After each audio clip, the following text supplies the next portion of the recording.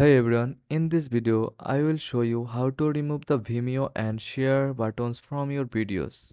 First of all, start by logging into your Vimeo account. Once you are in, click on your profile icon in the top right corner and select videos to view your uploaded content. After that, choose the video you want to edit and click the settings or player button.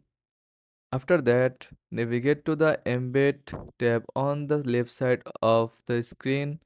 This is where you can customize how your video appears on other websites.